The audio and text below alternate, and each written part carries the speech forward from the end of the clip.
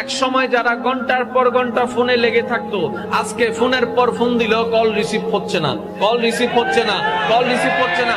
একটা সময় সারাটা রাত যার আওয়াজ শোনার জন্য বসে থাকতো, আজকে মোবাইলটা বন্ধ করে ঘুমায় যাচ্ছে, তার সাথে কথা বলার কোনো আগ্রহ জাগছে না।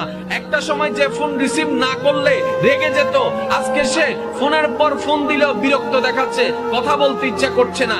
একটা সময় যেখানে সুখ খুঁজেছিল, আজকে সে জায়গায় রাতের পর রাত চোখের পানি দিয়ে বালিশ ভিজে যাচ্ছে, রাতের খাবার খাচ্ছে না, দিনটা অশান্ত হয়ে যাচ্ছে, অশান্তি হয়ে যাচ্ছে জীবন, দিন রাত পেরেশান হয়ে যাচ্ছে। আমি জিজ্ঞেস করলাম ভাই, আমি জিজ্ঞেস করলাম বোন, চেহারা এত মলিন কেন? তো প্রেম জগতে ডুব দিয়েছিলাম শান্তির আশায়, শান্তি তো পেলাম না।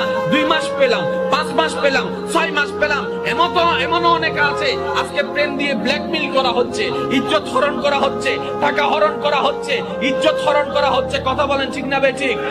প্রেমের জগতে গেলাম শান্তির আশায়, ইজ্জতকে হারাই আসলাম। প্রেমের জগতে গেলাম শান্তির আশায়, রাতের ঘুমকে হারাম করলাম। যখন বান্দার মনে প্রেমের চাওয়াটা আসলো, হঠাৎ অন্তর উত্তর দেয়, আরে আল্লাহর বান্দা সাবধান হয়ে যা, প্রেম কার সাথে করিস তুই? বান্দার সাথে করলে ধোঁকা খাবি। প্রেম যদি করতেই মন চাই, প্রেমকে যে সৃষ্টি করেছে, অন্তরকে যে সৃষ্টি করেছে, ওই আল্লাহর সাথে প্রেম কর, তোকে কখনো ধোঁকা দিবে না। সুবহানাল্লাহ।